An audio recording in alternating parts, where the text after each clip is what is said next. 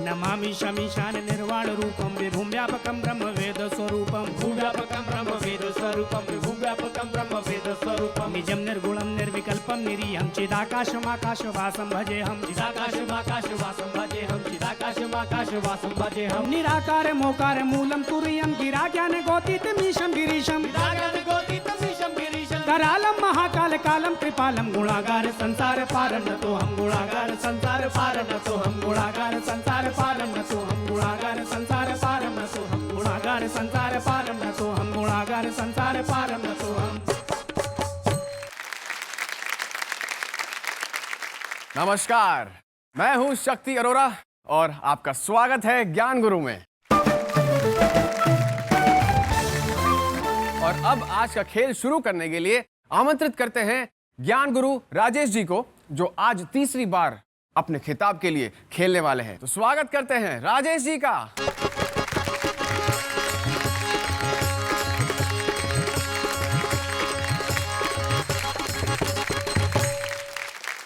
क्या बात है, तीसरी बारी के लिए आज खेल रहे हैं जी, क्या लगता है हैट्रिक बना पाएंगे? बिल्कुल प्रयास करेंगे। चलिए बहुत खूब, फिर लेते हैं राम का नाम और शुरू करते हैं आज का खेल। स्थान लीजिए अपना। शक्ति जी, उसके पहले मैं यदि आपकी अनुमति हो तो दो पंक्तियां सुनाना चाहूंगा। जरूर। भारत ने भरपूर दिया है, भारत ने भरपूर दिया है संस्कृत को सम्मान, दुनिया वालों देखो अब इस ज्ञान गुरु की उड़ान। क्या बात है, जय श्री राम। ग्रहण कीजिए अपना स्थान, आ जाइए। अनुभवी राजेश जी खेल रहे हैं हैट्रिक के लिए और इन्हें जो चुनौती देने के लिए आ रहे हैं वो है जोश से भरे इतिहासकार बनकर सारी दुनिया घूमना चाहते हैं। तो स्वागत करते हैं अनुज प्रताप सिंह तोमर जी का।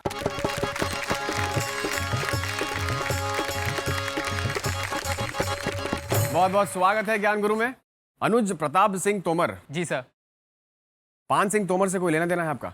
जी मेरे पड़ोस के गांव के हैं सर, वो इतना लेना देना है बस उनसे। तो पुण्यों की डकैती करने आए हैं आप यहाँ पर? नहीं सर, सिर्फ पुण्य कमाने आए, डकैती करने नहीं आए। कमाने आए हैं। जी सर। हमारी शुभकामनाएं तुम्हारे साथ हैं, खूब अच्छा खेलिए। Thank you sir. आइए अपना स्थान ग्रहण कीजिए। Thank you.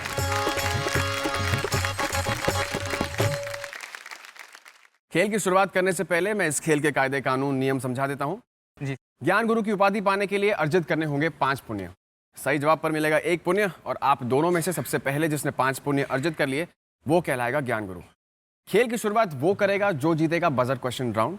और ध्यान रहे, बजर क्वेश्चन पर कोई पुण्य नहीं मिलेगा, बल्कि वो सिर्फ ये तय करेगा कि खेल को आगे कौन बढ़ाएगा।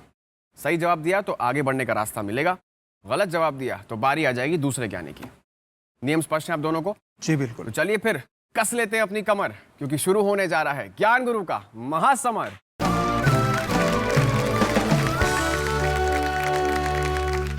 हाथ बजर पर और ध्यान प्रश्न पर। और आप दोनों के लिए बजर क्वेश्चन आपके सामने ये रहा।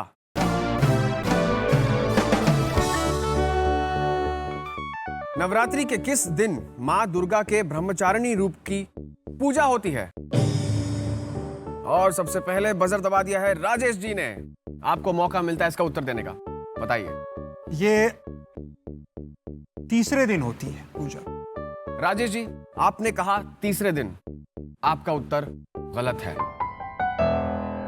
इसका सही उत्तर है दूसरे दिन। माता के नवरात्र में 9 रूपों की पूजा की जाती है और दूसरे दिन ब्रह्मचारिणी रूप की पूजा होती है। अनुज जी। जी सर।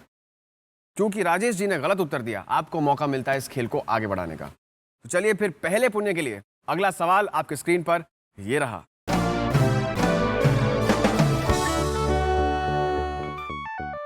इनमें से कौन छाया के पुत्र हैं?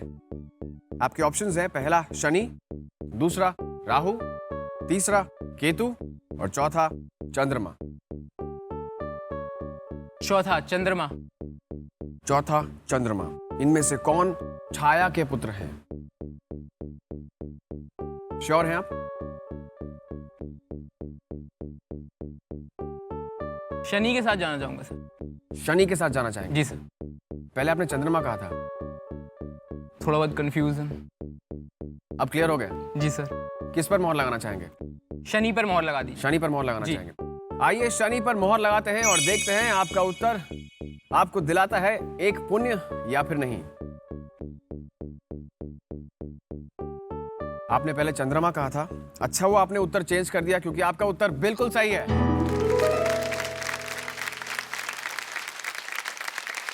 सूर्य पुत्र हैं और उनकी पत्नी है छाया, इसलिए शनि उनके पुत्र हैं। शक्ति बेटा, हमारे यहाँ शास्त्रों में जैसा कि वर्णन किया गया है, शनिदेव सूर्य और छाया के पुत्र हैं और इनका स्थान सबसे ऊपर रखा गया है क्योंकि शनि की दृष्टि बड़ी वक्र है। जी हर व्यक्ति शनि से बचना चाहते हैं, जी अच्छे व्यक्ति के साथ जाना चाहते हैं और ऐसे व्यक्ति से बचना चाहते हैं जो कहीं ले जा करके हमें ऐसे स्थान पर पहुंचा दे जहां हमें महान कष्ट की प्राप्ति हो। तो शनि से हर व्यक्ति बचना चाहता है, इसलिए शनि का स्थान सबसे ऊपर रखा गया है। ये छाया के और सूर्य के पुत्र हैं। बहुत बहुत धन्यवाद आपका।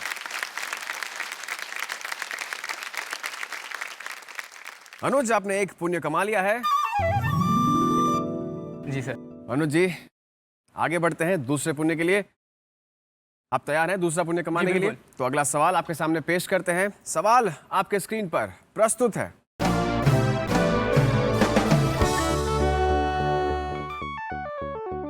वास्तु में घर के मुख्य दरवाजे के सामने पेड़ होना कैसा माना गया है? आपके ऑप्शंस हैं, पहला अशुभ, दूसरा शुभ, तीसरा धन का नुकसान और चौथा धन का लाभ। वास्तु में घर के मुख्य दरवाजे के सामने पेड़ होना कैसा माना गया है?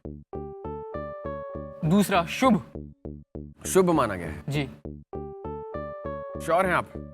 जी हाँ, क्योंकि जो वास्तु है उसमें बता देंगे आपके घर के बाहर तुलसी का पेड़ लगाया जाए तो शुभ माना जाता है, जिससे अगर कोई भी घर के अंदर वास्तु दोष भी होगा तो वो दूर हो जाता है तुलसी के पेड़ लगाने से। तो मेरा ज्ञान है वो उस हिसाब से कहता है कि शुभ होता है। प्रश्न ध्यान से पढ़ लीजिए।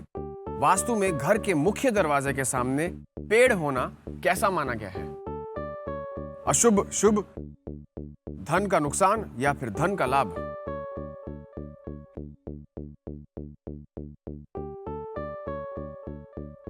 फर्स्ट के साथ जाऊंगा सर, अशुभ। अशुभ? जी सर। इस पर श्योर हैं आप? मोहर लगाना चाहेंगे इस जी पर? बिल्कुल, मोहर लगा दीजिए। आइए अशुभ पर मोहर लगाते हैं और देखते हैं आपका उत्तर सही है या नहीं। वास्तु में घर के मुख्य दरवाजे के सामने पेड़ होना कैसा माना गया है? आपने कहा अशुभ। अनुज जी, आपका उत्तर बिल्कुल सही है।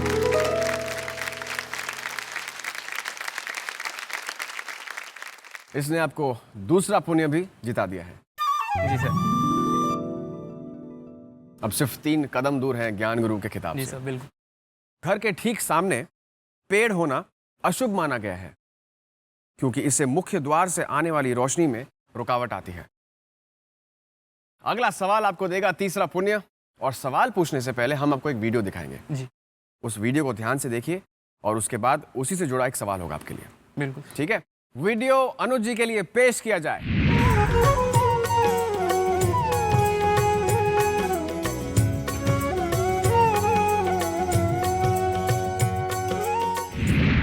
अनुज जी, आपने वीडियो ध्यान से देख लिया? जी बिल्कुल।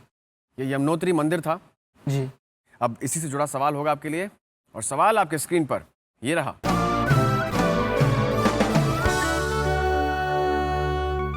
हर साल कौन से शुभ दिन पर इस मंदिर को खोला जाता है? आपके ऑप्शंस हैं, पहला यम द्वितीय, दूसरा सप्तमी, तीसरा द्वादशी और चौथा अक्षय तृतीय। पहला यम द्वितीया। यम द्वितीय, श्योर हैं आप? जी सर, क्योंकि सर जो यमुना जी हैं वो यम जी की बहन है, इसलिए श्योर हूँ सर। इसलिए श्योर हैं। तो क्या करना चाहेंगे? इस पर मोहर लगाना चाहूँगा। यम द्वितीय पर। जी सर। आइए यम द्वितीय पर मोहर लगाते हैं और देखते हैं अनुज जी का उत्तर सही है या गलत। अनुज जी, आपका उत्तर गलत है।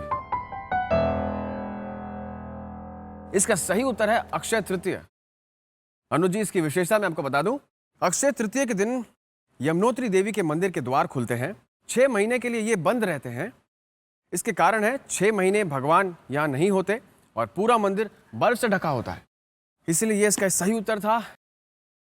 शक्ति बेटा, बहुत अच्छी बात है। इसी से जुड़ी हुई एक और बात मैं आपको बताना चाहूँगा। अक्षय तृतीया एक ऐसा पर्व है, ये अनपूछा है। हम इस दिन कोई भी कार्य करें वो अक्षय फल को प्रदान करने वाला होता है। चूँकि ये स्थान हिमालय से लगा हुआ है, गंगोत्री, यमुनोत्री, केदारनाथ, बद्रीनाथ, और इतना बर्फ वहाँ पर गिरता है कि ये सर्दी के महीने में पूरा ढका रहता है, और जब गर्मी का समय आता है तब ये धीरे धीरे पिघलना शुरू होता है, लेकिन फिर भी बहुत पर्याप्त सर्दी वहाँ पर रहती है। और अक्षय तृतीया को इसके द्वार खोले जाते हैं और अक्षय तृतीया को पहला दर्शन भगवान का प्राप्त होता है। तो जो लोग इस दर्शन को करते हैं वो अक्षय पुण्य को प्राप्त करते हैं, इसलिए अक्षय तृतीया इसके लिए शुभ माना गया है। क्या बात है, बहुत खूब। अनुज जी, आपका उत्तर गलत हो गया। जी सर। फिलहाल हम जाते हैं राजेश जी आपके पास जी और इस खेल को आगे बढ़ाते हैं। खाता खोलने के लिए पहले पुण्य के लिए सवाल आपके स्क्रीन पर ये रहा।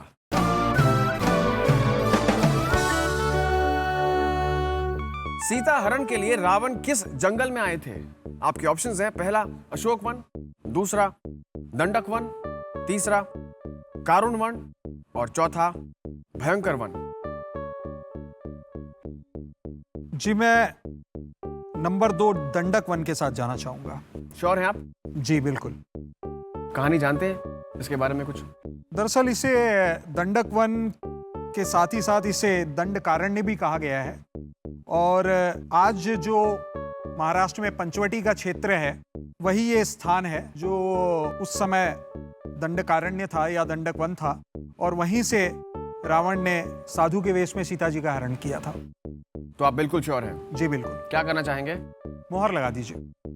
आइए दंडक वन पर मोहर लगाते हैं और देखते हैं राजेश जी का उत्तर सही है या गलत। आपने कहा दंडक वन और आपका उत्तर बिल्कुल सही है।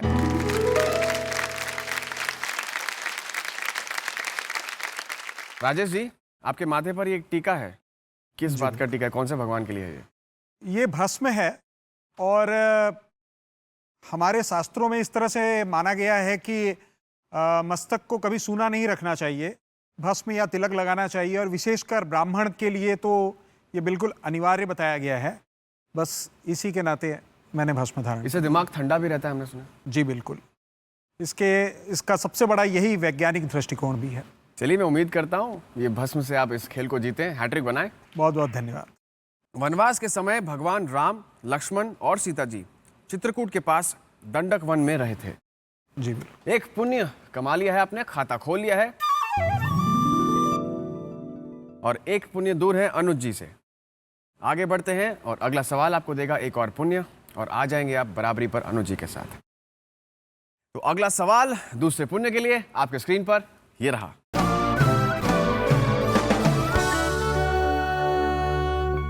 इनमें से कौन सी देवी को उनके त्योहार वाले दिन ठंडे और बासी खाने का भोग लगाया जाता है? आपके ऑप्शंस हैं, पहला शीतला माता, दूसरा अंबाजी, तीसरा मानसा देवी और चौथा कात्यायनी देवी। जी, ऑप्शन 1 शीतला माता। शीतला माता? जी। आप श्योर हैं? जी बिल्कुल। क्या अब ये कार्य करते हैं? बिल्कुल, हमारे यहाँ पे भी ये कार्य होता है, और शीतला अष्टमी के दिन माँ शीतला को ठंडे और बासी भोजन का भोग लगाया जाता है, और उसी को ग्रहण भी किया जाता है। और उसके पीछे जहाँ तक मेरी जानकारी है वो ये है कि माँ शीतला जो है वो शीतल रहें, और हमारे लिए शरीर में हमारे जो 3 तरह के ताप बताए गए हैं उन तीनों तापों से हमारी रक्षा करें, और शांत और शीतल शक्ति हमें प्रदान करें। तो आप श्योर हैं, आप जाना चाहते हैं शीतला माता जी के साथ? जी बिल्कुल। मोहर लगाना चाहेंगे इस पर? जी बिल्कुल। आइए फिर शीतला माता पर मोहर लगाते हैं और देखते हैं राजेश जी दूसरा पुण्य कमा सकते हैं या नहीं। बिल्कुल कमा सकते हैं, आपका उत्तर बिल्कुल सही है।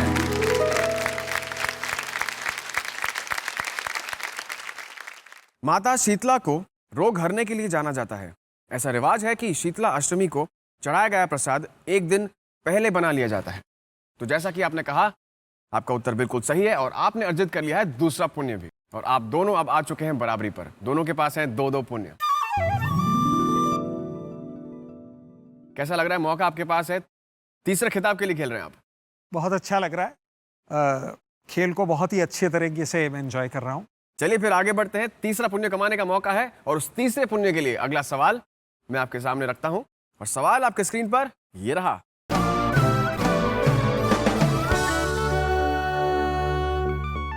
मकर संक्रांति के दिन तिल का दान क्यों किया जाता है? आपके ऑप्शंस है, पहला धन प्राप्ति के लिए, दूसरा पाप मुक्ति के लिए, तीसरा पुत्र प्राप्ति के लिए, या फिर चौथा सुख प्राप्ति के लिए। ऑप्शन 1 धन प्राप्ति के लिए। धन प्राप्ति के लिए श्योर हैं आप? मकर संक्रांति के दिन तिल का दान क्यों किया जाता है? धन प्राप्ति के लिए, पाप मुक्ति के लिए, पुत्र प्राप्ति के लिए और फिर सुख प्राप्ति के लिए। इनमें से क्या सही उत्तर है? तिल गुड़ गया, गोड़ गोड़ बोला, ऐसा बोलते हैं महाराष्ट्र में, और इस दिन पतंग भी उड़ाते हैं। मैं इसमें परिवर्तन करूंगा और ऑप्शन 2 पाप मुक्ति के लिए जाऊंगा। ये आपने परिवर्तन क्यों किया?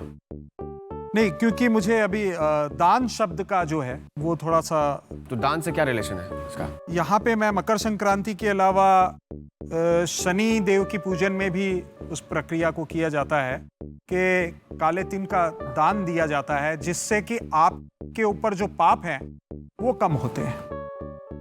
तो इसी वजह से मकर संक्रांति में भी उसी का मुख्य रूप से महत्व बताया गया है। तो आप फाइनली क्या करना चाहते हैं? ऑप्शन 2 पाप मुक्ति। आइए फिर पाप मुक्ति के लिए पर मोहर लगाते हैं और देखते हैं आपका उत्तर सही है या नहीं। राजेश जी, मोहर लग चुका है। आप खेल रहे थे तीसरे पुण्य के लिए, तीसरी बार ज्ञान गुरु का विजेता बनने के लिए, और आपने बिल्कुल सही उत्तर दिया है।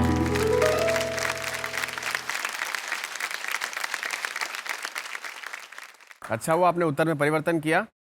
अगर आप धन प्राप्ति के लिए कह देते तो आप गलत हो जाते। बिल्कुल। और अनुज जी तो फिराक में है, कब उनके पास चांस आएगा। संक्रांति को काले तिल दान का विशेष महत्व है। इस विषय पर थोड़ी और जानकारी ले लेते हैं हमारे गुरु महाराज जी से। जी बिल्कुल। गुरु महाराज जी, जी जी जी, इसके बारे में थोड़ी और जानकारी देंगे? हाँ जी, बिल्कुल बताएंगे।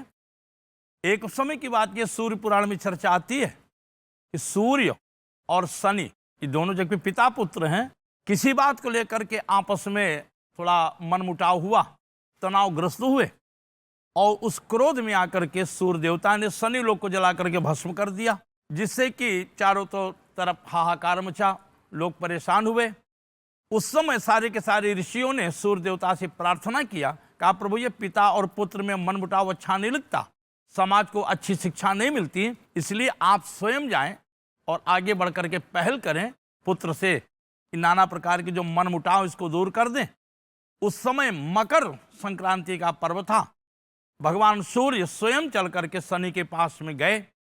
चूंकि शनि लोक जल करके भस्म हो चुका था, कुछ सामग्री वहां थी नहीं, केवल काला तिल था। शनि ने देखा कि हमारे यहाँ पिताजी आए हैं, स्वागत करना चाहिए, लेकिन कोई चीज़ थी नहीं, काला तिल था। काला तिल उन्होंने अपने पिता की सेवा में अर्पित किया। सूर्य भगवान उससे प्रसन्न हुए और प्रसन्न होकर के उन्होंने वरदान दिया, कहा कि आज के दिन इस मकर संक्रांति के पर्व पर अगर कोई व्यक्ति तिल का दान करता है, वो भी काले तिल का, तो हम उस पर बहुत प्रसन्न होते हैं। मिलेगा थोड़ा लेकिन देंगे हम उसे बहुत ज़्यादा। और उसी मकर के पर्व के बीच में माघ में खड़तिला एकादशी भी पड़ती है, इसलिए काले तिल का दान विशेष महत्व रखता है। क्या बात है, बहुत खूब। काइट फेस्टिवल की भी जो प्रथा है वो इसीलिए है क्योंकि सूर्य को देखना चाहिए, सूर्यदेव प्रसन्न होते हैं, बिल्कुल, इसलिए वो प्रथा बनाई गई है। तीसरा पुण्य आपने कमा लिया है। सिर्फ 2 सीढ़ी 2 कदम दूर है ज्ञान गुरु के तीसरे खिताब से। खेल चल रहा है राजेश जी और अनुज जी के बीच। दोनों के मन में चाहत है पदक पाने की, पर वो मिलेगा सिर्फ किसी एक को। मगर वक्त ने इशारा कर दिया है आज का खेल यहीं रोकने के लिए। तो मिलेंगे अगले एपिसोड में। तब तक के लिए मैं शक्ति अरोरा, मुझे अनुमति दीजिए। शुभ रात्रि, शब खैर, गुड नाइट।